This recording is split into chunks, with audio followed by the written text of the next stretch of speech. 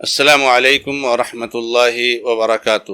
الحمد للہ رب العالمین واشہد ان لا الہ الا اللہ وحدہ لا شریک لہ واشہد ان محمدا عبدہ ورسولہ صلی اللہ تعالی علیہ وآلہ وسلم۔ اعوذ باللہ من الشیطان الرجیم، بسم اللہ الرحمن الرحیم۔ الف لام میم ذلك الكتاب لا ريب فيه هدى للمتقين الذين يؤمنون بالغيب ويقيمون الصلاة ومما رزقناهم ينفقون۔ محترم اور معزز ناظرین و ناظرات، شعبہ دعوت و تبلیغ جماعت المسلمین محصلہ کے سلسلے تفسیر قرآن کے تحت اللہ کے کلام کو سمجھنے اور سمجھانے کی کوشش کی جا رہی ہے۔ سورۃ الفاتحہ کے مکمل ہونے کے بعد سورۃ البقرہ کا آغاز کیا گیا۔ اس مبارک سورت سے متعلق کچھ ابتدائی باتیں آپ کے سامنے رکھی گئیں اور پھر حروف مقطعات کے تعلق سے گفتگو ہوئی۔ اس کے بعد اللہ رب العزت نے ارشاد فرمایا ذالک الکتاب لا ریب فیہ ھدی للمتقین۔ یہ وہ کتاب ہے جس میں کوئی شک نہیں ہے، تقوی والوں کے لیے ہدایت کا ذریعہ ہے۔ اللہ رب العزت نے قرآن کریم کے اس مبارک دوسری سورت کے آغاز میں اپنے کلام اور اپنے مبارک کتاب سے متعلق بلفظ دیگر اس کلام اور اس کتاب کی حیثیت اور اس کے مقام سے متعلق یہ بیان فرمایا کہ یہ وہ کتاب ہے جس میں کوئی شک نہیں، یعنی یہ وہ کتاب ہے جس کے اللہ کی جانب سے منزل ہونے میں کوئی شک نہیں۔ اللہ رب العزت نے اس کتاب کو نازل فرمایا ہے اور اس میں کوئی شک اور شبہ نہیں ہے، یہ بالکل یقینی اور قطعی بات ہے۔ اللہ تبارک و تعالیٰ نے اس قرآن کے بہت سارے مقامات میں، بہت ساری آیتوں میں اللہ تعالیٰ نے اس چیز کو واضح فرمایا ہے۔ سورہ سجدہ میں اللہ نے فرمایا الف لام میم تنزیل الکتاب لا ریب فیہ من رب العالمین۔ یہ کتاب جس کی نازل ہونے میں رب العالمین کی جانب سے کوئی شک و شبہ نہیں۔ بہت ساری صورتوں میں، بہت ساری آیتوں میں اس کو واضح فرمایا، اور اس کتاب کے بارے میں تورات میں بھی اور انجیل میں بھی اور پچھلے آئے ہوئے انبیاء کرام نے اپنی اپنی قوموں کو بشارتیں دی تھی اور خوشخبریاں دی تھی اور اس کے بارے میں بتایا تھا، اور یہ اہل کتاب اس کتاب کو اتنی اچھی طریقے سے جانتے اور پہچانتے تھے کہ جس طرح وہ اپنے بیٹوں کو جانتے اور پہچانتے۔ الذین آتیناہم الکتاب یعرفونہ کما یعرفون ابناءہم۔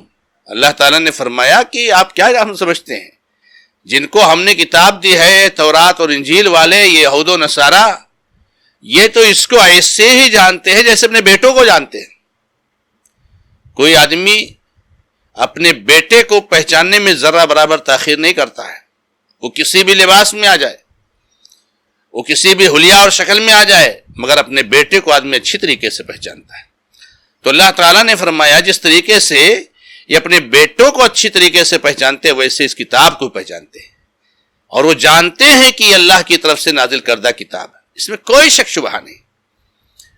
وہ اس کو نہ مانے، وہ اس کا انکار کریں، یہ ایک الگ مسئلہ ہے، مگر کتاب کو اچھی طریقے سے جانتے ہیں، پہچانتے ہیں۔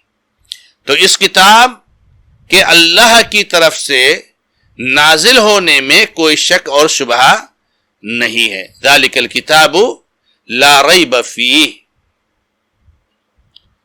یہاں پر اس چیز کو جاننے کے بعد کہ اس کتاب کے اللہ کی جانب سے نازل ہونے اور اللہ کا کلام ہونے میں کوئی شک و شبہ نہیں ہے، یہ بات طے ہو جاتی ہے کہ جب تک اس کتاب کے بارے میں ہمارا ایمان اور عقیدہ درست نہیں ہوگا، جب تک اس کتاب کے اللہ رب العزت کی جانب سے ہونے پر ہمارا ایمان اور یقین نہیں ہوگا، ہم اس کتاب پر کما حقہ ایمان نہیں لائیں گے، اس وقت تک جو ہے ہم مومن نہیں ہو سکتے ہیں۔ اور جہاں پر یہ بات طے ہو گئی کہ یہ کتاب اللہ رب العزت کی جانب سے ہے، تو یہی پر یہ بات بھی معلوم ہو گئی اس مبارک آیت سے کہ اس کتاب کے جتنے بھی اوامر ہیں، جتنے بھی احکامات ہیں، جتنے بھی منہیات ہیں، جتنے بھی اس کتاب کی تفصیلات ہیں، وہ ساری کی ساری حق ہے، ساری کی ساری سچ ہے۔ جب یہ کتاب میں کوئی شک و شبہ نہیں، اللہ کی جانب سے کتاب ہے، تو اس کتاب کے سارے مشمولات یہ سب کے سب صحیح، سب کے سب سچ ہیں۔ آپ آنکھ بند کر کے اس کتاب پر عمل کر جائیے، کبھی آپ خسارے میں نہیں پڑیں گے۔ اس کتاب کے کسی حکم کے بارے میں یہ آپ کو سوچنے کی ضرورت نہیں ہے کہ یہ حکم کیوں دیا گیا۔ اللہ رب العزت نے کچھ کرنے کے لیے کہا تو اس کے فوائد کو آپ کو جاننے کی ضرورت ہی نہیں۔ کسی چیز سے اللہ نے منع کیا تو اس کے نقصانات کو آپ کو جاننے کی ضرورت ہی نہیں، اس لیے کہ اللہ نے منع کیا بہت ساری حکمتوں کی بنیاد پر۔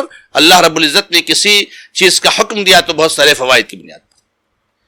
اس کتاب کے عوامی احکامات، اس کتاب کی تفصیلات، اس کتاب کی معلومات، اس پر کوئی شک و شبہ نہیں ہے، اور جو اس کے بارے میں شک و شبہ کرے وہ کبھی مومن نہیں ہو سکتا ہے۔